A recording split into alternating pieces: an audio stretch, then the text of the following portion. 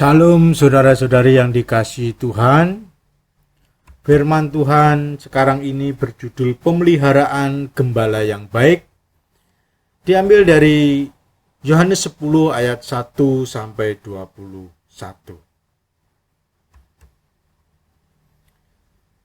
Di mata Tuhan Yesus, kondisi manusia itu seperti domba tanpa gembala. Mereka pasti akan tersesat dan pasti akan binasa. Matius 9 ayat 36, suatu kali Yesus melihat orang banyak, melihat orang-orang Israel di sana. Tergeraklah hati Yesus oleh belas kasihan kepada mereka, karena mereka lelah dan terlantar, seperti domba yang tidak bergembala. Jadi manusia di mata Tuhan itu seperti domba yang tidak bergembala. Mereka akan tersesat karena tidak ada pemimpinnya. Mereka akan mati karena tersesat, atau mereka akan binasa diterkam oleh binatang buas. Secara jasmania kondisi domba yang seperti itu pasti akan binasa. Nah, begitulah kondisi manusia di mata Tuhan kita Yesus Kristus. Sehebat-hebatnya manusia, sepintar-pintarnya manusia, sekaya-kayanya manusia, setinggi-tingginya manusia diagungkan, mereka semua seperti domba tanpa gembala. Tidak ada yang menolong mereka ketika mereka tersesat. Tidak ada yang menolong mereka ketika mereka disesatkan, dibinasakan oleh si iblis yang seperti singa mengaum-ngaum. Tidak ada yang menolong ketika mereka dibinasakan oleh kuasa dosa. Demikianlah kondisi manusia yang sangat menyedihkan, mengerikan. Mereka lelah, mereka terlantar. Mereka pasti binasa. Karena itulah Yesus mengidentifikasi dirinya seperti gembala yang baik. Saudara yang dikasihi Tuhan, kelemahan domba itu bodoh, keras kepala, lemah dan mudah tersesat. Inilah kelemahan domba. Domba itu binatang yang bodoh. Dia tidak secerdik singa atau harimau. Domba itu bodoh, kecuali bodoh, dia keras kepala, sulit diatur. Dia tidak mudah mengikuti pimpinan. Dia lemah, dia akan mudah ditundukkan, dan dia akan mudah ditangkap dan menjadi makanan bagi binatang buas, serigala, singa, dan lain sebagainya. Dan domba itu mudah tersesat. Itulah kondisi manusia di mata Tuhan. Di mata Tuhan kita Yesus Kristus, manusia itu bodoh. Sepintar apapun mereka memahami ilmu-ilmu di dunia ini,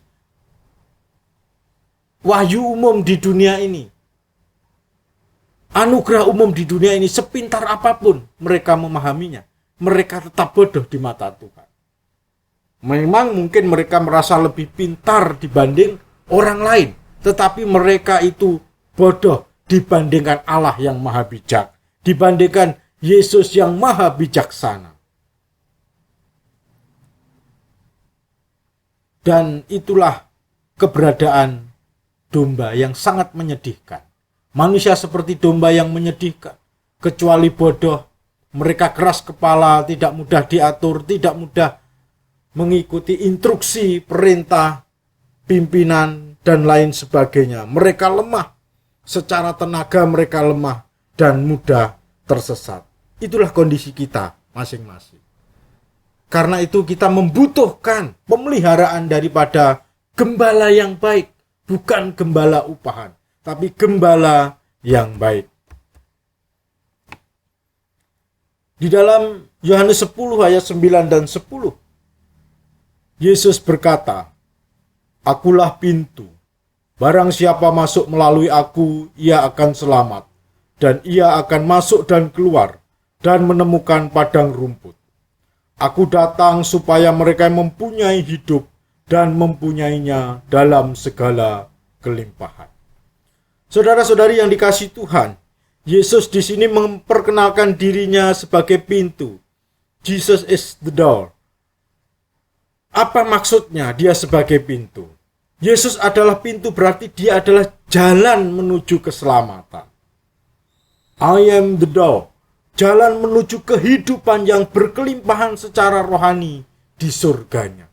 Itulah maksud ketika Yesus menyatakan diri sebagai pintu. Sebelum dia menyatakan diri sebagai gembala, dia adalah pintu itu. Di mana domba, manusia yang seperti domba yang bodoh, yang keras kepala, yang lemah dan mudah tersesat itu, dia harus melewati pintu yang menuju kepada keselamatan dan kehidupan. Dan pintu itu adalah gembala itu sendiri, Tuhan kita Yesus Kristus. Jikalau kita keluar masuk melalui pintu yang adalah Tuhan kita Yesus Kristus, maka kita pasti akan selamat. Nah, saudara-saudari yang dikasihi Tuhan, pada ayat 10 tadi kita sudah membaca, ada kata bahwa Yesus menjanjikan hidup berkelimpahan barang siapa yang keluar masuk melalui pintu, yaitu dia sendiri.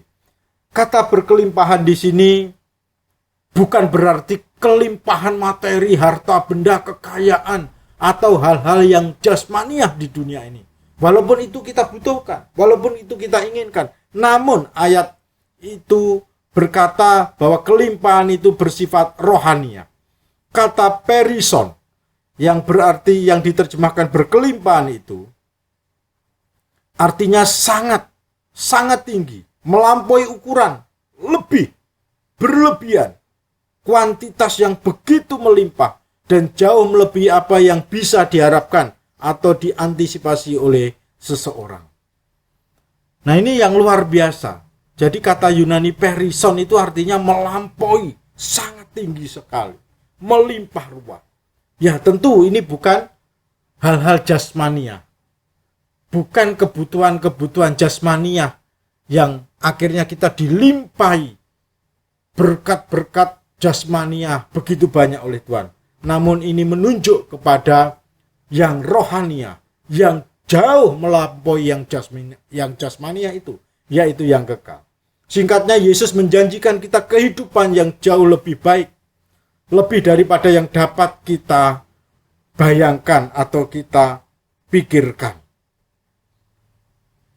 Makanya di dalam 1 Korintus 2 ayat 9, Rasul Paulus menuliskan apa yang tidak pernah dilihat oleh mata dan tidak pernah didengar oleh telinga, yang tidak pernah timbul dalam hati manusia, semua disediakan Allah untuk mereka yang mengasihi Dia, yaitu keselamatan kekal, yaitu kehidupan kekal, yaitu kebahagiaan surgawi, sukacita abadi bersama Tuhan. Itulah maksud ketika kita keluar masuk melalui pintu, yaitu Yesus sendiri, maka kita akan mendapatkan kehidupan yang berkelimpahan. Kehidupan yang berkelimpahan adalah kehidupan kekal, kehidupan di surga yang abadi, kehidupan yang tidak pernah ada akhirnya, kehidupan yang penuh sukacita dan kebahagiaan yang bersumber dari Allah sendiri yang maha bahagia. Hidup berkelimpahan menunjuk kepada hidup kekal, karena kita beriman dan taat kepada Kristus Juru Selamat. Kehidupan ini begitu abadi dan luar biasa. Tuhan Yesus sendiri dalam Yohanes 17 ayat 3 mengatakan demikian. Inilah hidup kekal itu, yaitu bahwa mereka yang mengenal Engkau Bapa, satu-satunya Allah yang benar, dan mengenal Yesus Kristus yang telah Engkau utus. Jadi ketika kita mengenal Yesus, kita mengenal Bapa, dan disitulah ada hidup yang berkelimpahan, hidup yang tidak pernah ada habisnya. Yang kedua, pemeliharaan yang kedua adalah Yesus menebus kita sebagai gembala yang baik. Dia juga menebus kita. Jesus is good shepherd. Dia juga menyelamatkan kita. Dikatakan ayat yang ke-11, akulah gembala yang baik memberikan nyawanya bagi domba-dombanya.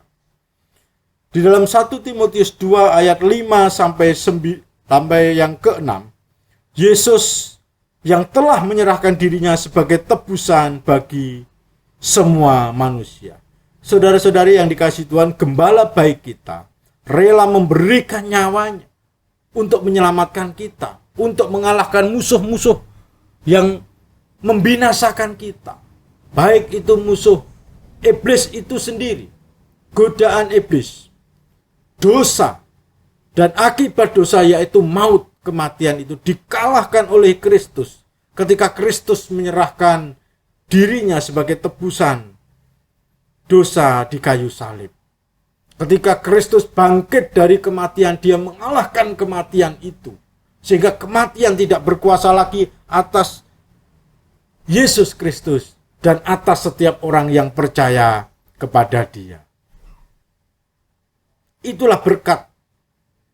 Itulah pemeliharaan Sang Gembala. Sehingga kita menjadi orang-orang yang diselamatkannya. Luar biasa. Jikalau gembala tidak bisa menyelamatkan kita, maka dia pastilah gembala yang palsu. Gembala yang baik, gembala yang sejati, pasti sanggup mengalahkan semua musuh yang akan membinasakan domba-dombanya. Itulah yang Yesus lakukan. Itulah yang Yesus kerjakan bagi keselamatan kita. Itulah yang Yesus telah korbankan nyawanya supaya kita sendiri diselamatkan. Sehingga kita yang seharusnya binasa karena dosa, namun Kristus rela menggantikannya. Kristus memberikan nyawanya ganti hukuman dosa kita di kayu salib. Nah, di sini saudara yang dikasihi Tuhan, keselamatan itu dibicarakan oleh Kristus dengan gaya penyampaian yang lain, yaitu sebagai gembala yang menyerahkan nyawanya bagi domba-dombanya. Memang kalau kita melihat di dalam kehidupan gembala jasmaniah, itu gembala mempunyai senjata. Jadi gembala zaman dulu di Israel itu punya dua senjata, yaitu tongkat dan gada. Nah, ini seringkali dipakai, terutama gada itu dipakai oleh gembala untuk melawan binatang buas yang akan membinasakan domba-dombanya, yang akan menerkam domba-dombanya.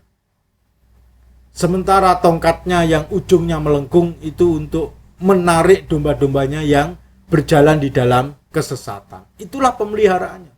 Dan Yesus melakukan itu. Ketika Yesus menyampaikan perumpamaan gembala yang baik dan domba, sangat mengena sekali kepada masyarakat Israel yang hidupnya sebagian daripada mereka beternak domba seperti itu.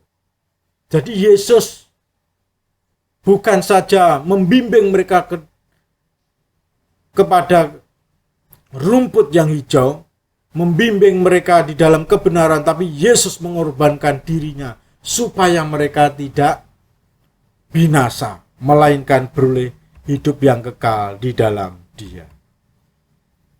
Yesus telah menyerahkan nyawanya menjadi tebusan bagi banyak orang. Jadi Yesus menjadi tebusan. Nyawa Kristus menggantikan nyawa kita yang seharusnya hilang karena dosa. Kehidupan Kristus diserahkan supaya kita beroleh kehidupan di dalam Dia. Nyawa Yesus menggantikan nyawa kita yang seharusnya kita dihukum oleh dosa-dosa kita. Dan pengorbanan itu menjadi penyelamatan bagi kita. Nah, saudara-saudari yang dikasihi Tuhan, itulah pemeliharaan gembala yang baik terhadap jiwa kita, terhadap nyawa kita, terhadap hidup kita, supaya kita beroleh hidup kekal di dalam Dia. Makanya ketika di Bukit Golgota, ketika Yesus disalib, Yesus mengatakan tetelestai. Sudah selesai. Sudah lunas artinya. Itu bisa diartikan sudah lunas, tetelestai. Itu perkataan Yesus yang terakhir, yang ketujuh mungkin. Di situ sudah selesai. Nah, artinya apa? Penebusan itu sudah selesai. Penggantian itu sudah selesai ketika Kristus disalib. Penggantian itu sudah lunas. Nyawa Kristus menggantikan nyawa kita. Kehidupan Kristus diserahkan supaya kita tidak mati, melainkan kita beroleh kehidupan kekal. Makanya sudah lunas. Kristus melunaskan hutang-hutang dosa kita dengan dia menyerahkan nyawanya ganti kita. Nah, di situ ada penebusan, ada penggantian. Dan di mata Allah dan menurut Alkitab, setiap dosa harus dihukum dengan maut, kematian kekal. Namun Kristus rela menanggung hukuman dosa itu, supaya setiap orang yang percaya kepadanya tidak menderita maut. Maka di situ dikatakan sudah lunas. Kristus melunaskan hutang-hutang dosa kita dan hukumannya. Inilah pemeliharaan daripada Sang Gembala yang baik dalam hidup kita. Nah, saudara-saudari yang dikasihi Tuhan, jikalau Kristus tidak menebus, jikalau tidak ada penebusan, jikalau tidak ada pengampunan, jikalau tidak ada penggantian itu, maka kita masing-masing, setiap kita akan menderita, akan binasa, karena menanggung hukuman dosa kita masing-masing. Karena itu, Bapak Ibu Saudara yang dikasihi Tuhan, pemeliharaan daripada gembala kita bukan saja pemeliharaan secara jasmania, terlebih pemeliharaan berkaitan dengan hidup kekal kita, hidup abadi kita di surganya, kelepasan kita dari maut, kelepasan kita dari hukuman kekal karena dosa itu.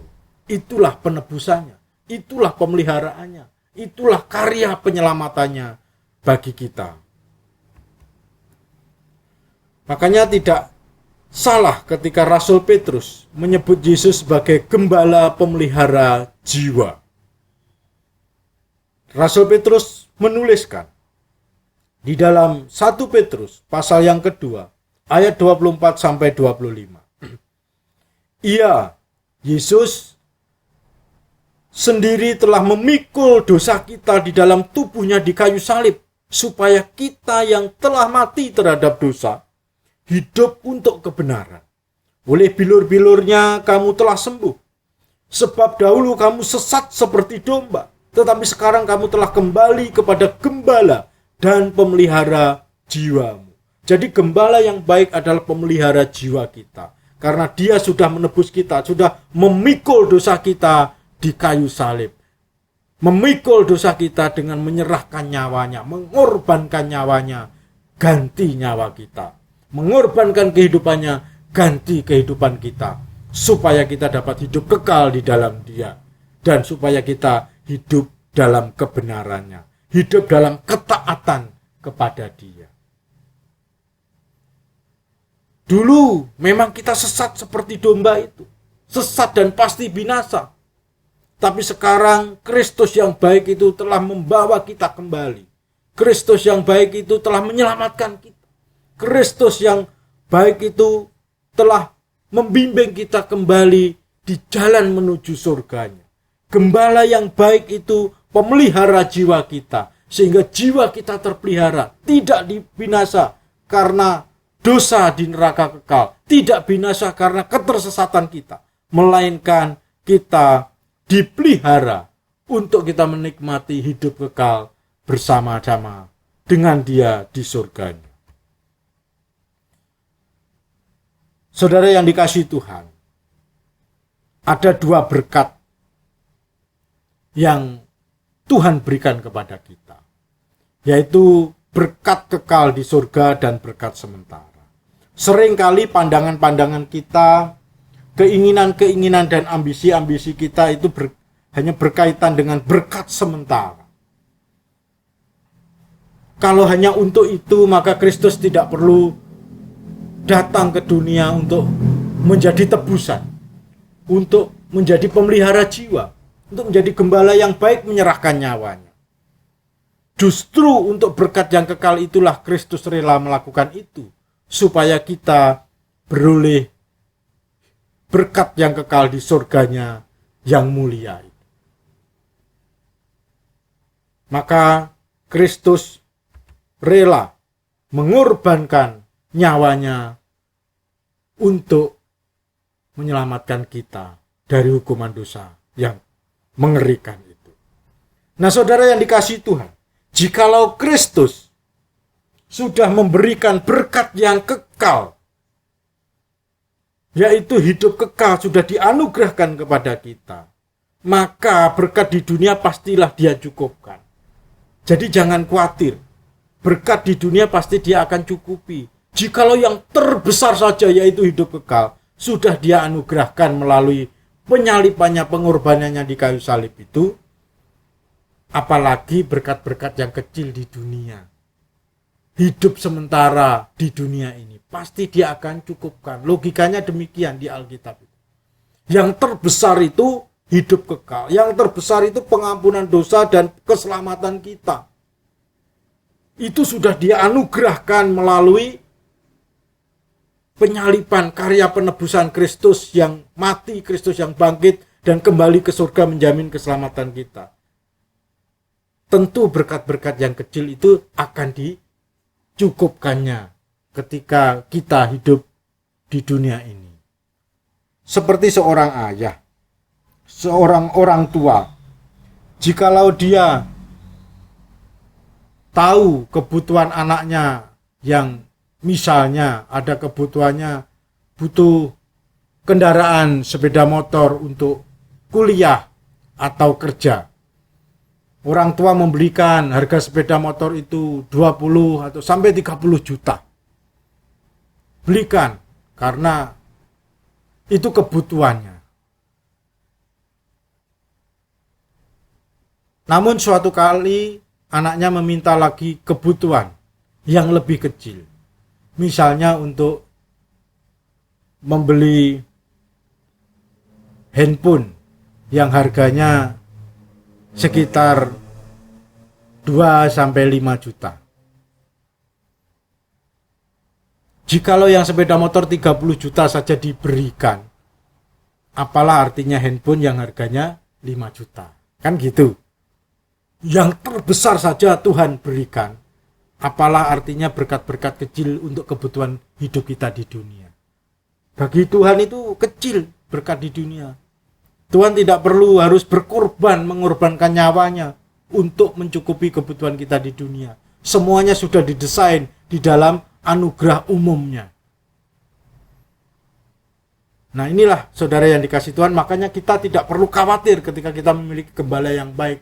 Gembala yang baik kita sudah memberikan anugerah yang terbesar, yaitu keselamatan kita, surga yang kekal, surga yang abadi, yang jauh lebih panjang daripada hidup kita yang sementara, yang pendek ini. Sudah dianugerahkan, maka pastilah Dia juga akan mencukupi kebutuhan-kebutuhan kita di dunia ini. Karena itu kita tidak perlu khawatir. Karena itu kita terus setia dan taat kepada Sang Gembala baik, pemelihara jiwa kita. Marilah kita menjadi domba yang baik. Kita bukan lagi domba yang menuju kesesatan, yang keras kepala, yang bodoh, yang lemah, dan pasti akan binasa itu. Kita adalah domba-domba Allah yang sudah diperbarui, sudah disucikan, sudah dikuduskan, sudah diselamatkan. Marilah kita belajar menjadi domba yang cerdas, yang mengerti dan mentaati firman daripada gembala yang baik kita. Firman daripada Gembala pemelihara jiwa kita semaksimal mungkin. Dengan demikian kita menjadi domba yang baik, domba yang pintar, domba yang tidak keras kepala, tapi domba yang mau taat, domba yang kuat, karena kita ada firman mengisi kita, firmannya dia mengisi kita, dan menjadi domba yang terus di jalan yang benar di dalam pimpinannya. Dengan demikian, pastilah keselamatan kekal akan kita nikmati. Amin. Jangan lupa subscribe, like, komen, dan share. Tuhan Yesus memberkati kita semua.